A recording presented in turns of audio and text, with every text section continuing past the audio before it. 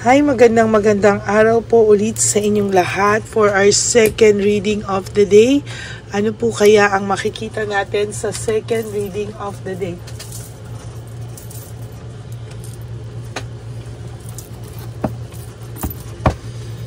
Okay.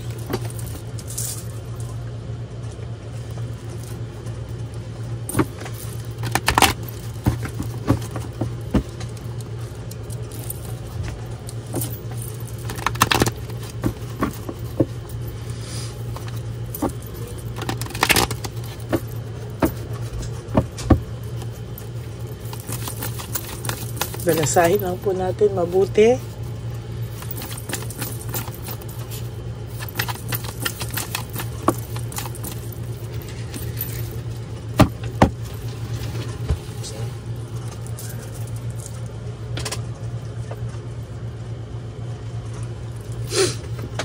One, 2, 3, 4, 5,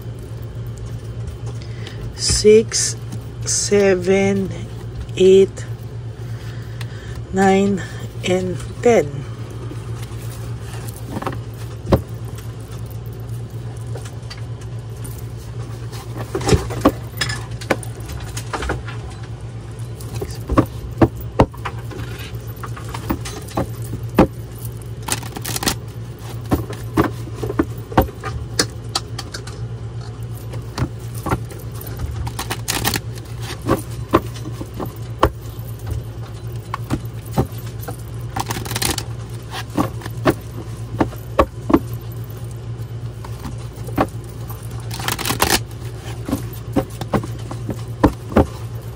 Palasahin na po natin maigi. Pasensya na po kayo at medyo maingay. Yan, may nahulog lang pong gamit. Yan. Kamusta po kayong lahat?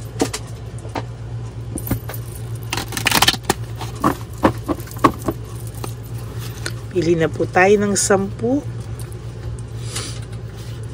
1, 2, 3, 4, 5, 6, 7, 8, 9, and 10.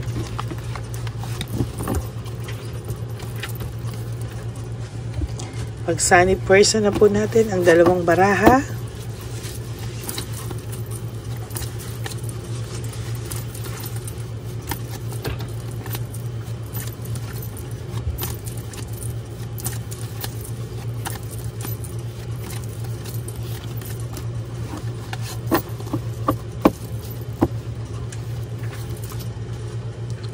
Forgiveness and recovery. Sa totoo lang po, may gustong humingi sa'yo ng tawad pero hindi po niya magawa, no? May pride at may ego pa rin po siya. Kahit ano pong gustong-gusto niya pong humingi ng tawad, gustong-gusto niya pong humiga at matulog ng maayos at makarecover na po siya pero hindi niya po magawa dahil po sa sobra po niyang may pride and ego siya, no? Hindi niya po kakayanin talaga humingi ng tawad. Talaga pong sa nakikita ko matigas po ito. Parang mahirap na hirap po siyang magsabi ng I'm sorry or patawarin mo sa lahat. Parang ayaw niya pong lumabas na siya po ay may kasalanan. Parang ang gusto niya po ay maayos lahat ng wala pong itong hindi po siya yung lumalabas na masama, no? Win at all cost, sa nakikita ko po dito ay gusto niya pa rin po na maganda pa rin po ang papel niya sa'yo, maganda pa rin po ang dating niya, parang hindi pa rin po siya nasira sa'yo, no? Kahit anong mangyari, parang ang gusto niya ay siya pa din ay maayos, no? Kahit alam naman natin lahat na siya po ay nangloko, no? Nakakaramdam po siya ng emptiness and emotional loss, no? Sa totoo lang po, sa nakikita ko po, meron siyang matinding pinagdadaanan na emptiness and emotional loss, no? Sa nakikita ko po ay maging maayos po siya sa bandang naging maayos po yung kanyang pag-iisip sa bandang huli. Pero sa totoo lang po, hirap na hirap pa rin po siya. No, may mga inayos po siyang mga papeles, dokumento, marami po siyang inayos, no. Medyo napagod po siya talaga sa nakikita ko dito. Medyo siya po ay nakaramdam ng matinding dagok sa buhay niya sa ngayon. Medyo nakakaramdam na po siya ng medyo lost po siya sa ngayon. Hindi niya po alam ang kanyang gagawin. Nalolos po siya sa ngayon, no? Pero alam niyo po, at the end of the day, no? Sinasabi ko po sa inyo, at the end of the day, makikita niyo po dito na siya po ay nakakaranas ng matinding emptiness talaga, no? Hindi niya po yan mawala-wala sa isipan niya. Na-disorganized din po siya, no? Most of the time po, hindi niya inakala na disorganized po siya. At sa nakikita ko po dito ay na-overwhelm po siya sa turn of events sa buhay niya, no? Hindi niya man po yan sinasadya, pero yung turn of events po sa buhay niya ay ganon na lang, no? Ayan, no? Gusto niya na pong ng forgiveness and recovery mo. Same po.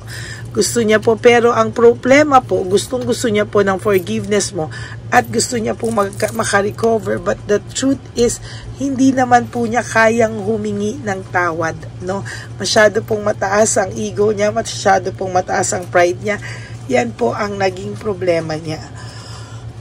Sorry po. Nadi-discourage po siya at nai-insecure po siya sa nakikita niya pong buhay mo na somehow ay naging maayos ka na po, no, sa mga nangyayari. There is this coldness, no? Meron po akong coldness na nakikita, no? Panlalabig niya po mismo sa sarili niya, no? Hindi po ikaw ang problema, kung hindi siya, no? May nakikita po akong paglamig o nanlalamig po siya sa sarili niya, no? Meron po siyang takot, fear and confusion. Mapapatawad mo pa raw ba siya? Pero papaano ngayong hindi naman daw siya humihingi sa iyo ng tawad? Nakikita niya po na komportable ka na po, secure ka na po ulit, at sinabi niya na parang hindi na siya makakapasok sa buhay mo. Why? Dahil hindi na daw po ikaw yung tulad ng dati na mabilis or isang lapit niya lang ay kayang-kaya kanya, no? Nung nagrebelde siya, no, naka-adjust ka daw po sa sitwasyon, no? Nawala na daw po yung takot mo, parang ikaw ay ibang tao na, no? Talagang sa nakikita ko, very masiyahin ka na, and sa nakikita ko, naging naka-recover ka na, no? Hindi masayahin, I mean, naka-recover ka na daw po, no? Kahit papano. Disconnected na kayo sa isa't isa, hindi niya na po alam saan siya magsisimula, no? Pero parang inis pa siya na naka-recover ka, no? Parang galit pa po siya na hindi mo na siya hinahanap at parang okay ka na, no? Ayan, no, medyo naging cold kasi siya sa iyo, talagang masakit ang ginawa niya sa iyo, and stubbornness, no? Talagang tumigas siya, no? Naging matigas ang ulo niya, tumigas siya, at yan po yung nakikita ko, no? Very confused po ang taong to as of the moment. Talagang confused po ito. May chaos and brutality po akong nakikita, and magulo po ang buhay niya sa ngayon, no? Kahit po ilihim nito, the truth is, magulo po talaga ang buhay niya, no? Meron po siyang lack of commitment. Sa nakikita ko po ay meron po siyang lack of commitment. Hindi niya po alam kung ano man po ang nangyayari, pero hindi niya po kayang magseryoso sa isang relasyon na, no? Naging impulsive lang po talaga to sa mga bagay-bagay. Hindi niya po inakala, no, na sa isang maling desisyon, isang madali ang desisyon na hindi pinag-isipan ay magugulo po ang buhay niya, no? Or technically ay marirealize mo po yung worth and value mo na hindi niya po pinahalagahan. Wala pa po kayong closure, incomplete pa po ang nakikita ko, at hindi po siya tumitigil ng kakaisip sa iyo. Isip pa rin po siya ng isip sa iyo. Talagang most of the time hindi ito nakakatulog, no? Kaya ikaw naman din ay nakakaramdam ng lungkot, nakakaramdam ka ng lungkot, o minsan para kang wala sa, alam mo yun, bigla na lang yung pakiramdam mo nag-iba, hindi mo maipaliwanag, yun po ang oras na ikaw po ay kanyang iniisip-isip, no? Meron po ako nakikita ditong magiging successful ka na po, end of phase, no? Lahat po ng sakit, end of phase na ito sa'yo, at sa nakikita ko po, mas magiging maayos ka pa po, no? Sa susunod na panahon, no? Siya po ang magsisisi patuloy na magsisisi sa pag-iwan niya sa'yo, at siya po ang mawawala, no? Magseselos po siya sa mga darating na panahon dahil hindi ka po niya pinahalagahan. Ngayon, nakikita niya po na ikaw ay okay, naka-recover ka, naka-survive ka nung wala siya. Siya po ang nakakaramdam ngayon ng matinding pagseselos sa buhay na naranasan mo, no? Ngayon po, kukuha tayo ng 5 baraha. Titingnan po natin kung ano po ang nararamdaman ng taong ito.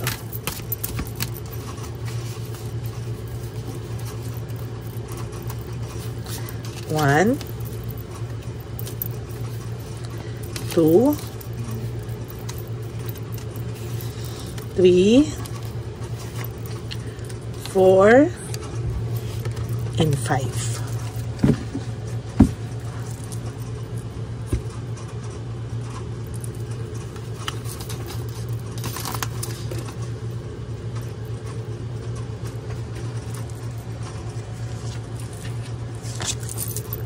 It is dark without you, no? Yan po ang sabi niya, it is dark without you, no?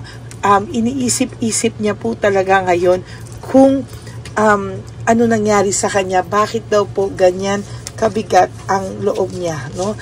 Hindi ka po niya makausap, natatakot po siyang makipag-usap sa iyo, scared siya na lumapit, no? Or pag-usapan ng seryosohan, no? Ayaw niya po ng ganon. Gusto niya po parang chill lang, no? Pero sinasabi niya po na stuck siya sa vision of you together. Hindi po siya nakarecover, no? As a matter of fact, hindi po siya nakaka-recover, at naiisip ka pa po talaga ng taong ito, no? Sinabi niya po, is it really over? Over na ba talaga tayo, no? Magiging over talaga kayo pag hindi pa rin siya gumawa ng move to win you back in the right way, no? Kasi ang ginagawa niya po, hindi, gusto kanyang ibalik, gusto niya lahat ikaw kausapin, etc. Pero hindi ka po niya makausap ng maayos because of his pride, his ego. Yan po ang kailangan niyang ibahin, tanggalin, And for your last card, I'm afraid to lose you. Natatakot po ito na patuloy ka na pong mawala sa kanya. Natatakot po ang taong to dahil sa sobrang dilim ng buhay niya ngayon, gulo ng buhay niya ngayon, hindi kanya naman makausap ng maayos because of too much pride and ego. Na-stuck po siya sa vision na kayo pa rin dalawa, pero wala po siyang magawa dahil mas nangingibabaw sa kanya yung pride, yung ego, at hindi po marunong mag-sorry itong taong ito. Ngayon, tinatanong niya yung sarili niya, is it really over? Over na ba po talaga tayo? Sabi niya. Pero takot na takot po naman siya, no? Takot na takot po ang taong itong mawala ka, no? Sa sobrang taas at ng pride and ego niya, hindi siya makalapit sa iyo, pero takot na takot po itong mag-end kayo, takot na takot po itong mawala ka. Okay? That is your second reading of the day. I hope na naka-resonate po kayo, and if you do, can you please give me a like and comment down below para alam naman po natin kung ano po ang saloobin nyo. Okay? And for those of you who would like to have a private reading with me, you can message me po at Ladyly Elena. That's Ladyly Elena. Nasa dulo po yan ng ating video. Diyan nyo lang po ako makokontakt. That's my only official and legit FB account. Ayan, maraming salamat po sa inyo lahat. And for those of you who would like to give me a super thanks for this video, I would really appreciate that and love that from the bottom of my heart. Lalo na po nalalapit na po ang One Love a Day Christmas Edition para sa ating dear lolos and lolas. Street elderly po ang pupuntahan natin, ano? Tulad ng ginawa natin ng One Love a Day ng birthday ko. Okay? Maraming salamat po sa inyong lahat, and God bless you all. And also, hihingi po tayo ng favor sa inyo na please no skipping of ads. Tulong nyo na po yan sa ating channel, no? Sana naman po ay tulungan nyo po ako na huwag mag-skip ng ads para po mas makaano tayo ng para sa ating One Love a Day. Okay? And to my ever loyal, solid, faithful Lady Elena friends, family, and subscribers, know that I love you all so much from the bottom of my heart. Maraming salamat po sa patuloy niyong pagsuporta sa ating channel. Tandaan niyo po, ito ay ating channel. And ang lagi ko pong payo sa inyo is just to live one day at a time. No? Kalimutan niyo muna yung mga okasyon na parating, lalo na isasabihin niyo sa samahang malalamig ang Pasko. Mas okay na po maging malamig ang Pasko kaysa malamig ang mukha niyo sa bugbog, sa sakit ng mga salita na inyong lulunukin, sa pang-aabuso. No, just live for today. You do 3 things that will make you happy for today, and sleep tonight, and tomorrow is another day to celebrate yourself, prioritize yourself, and gawin nyo lang po yan every day, and one day you will realize, ay, naka-survive na pala po ako. O, diba? Napakaganda po niyan. And also, life is too short. Don't make it shorter by stressing yourself from all the pains and heartaches na binigay sa inyo ng kahapon. Just surrender everything to the divine universe and just let go and let God write your life and love story. I will be back po for another set of reading. Wag po kayong malulungkot. Ako po ay magbabalik. Maraming salamat po sa inyong lahat, and God bless you all. Bye!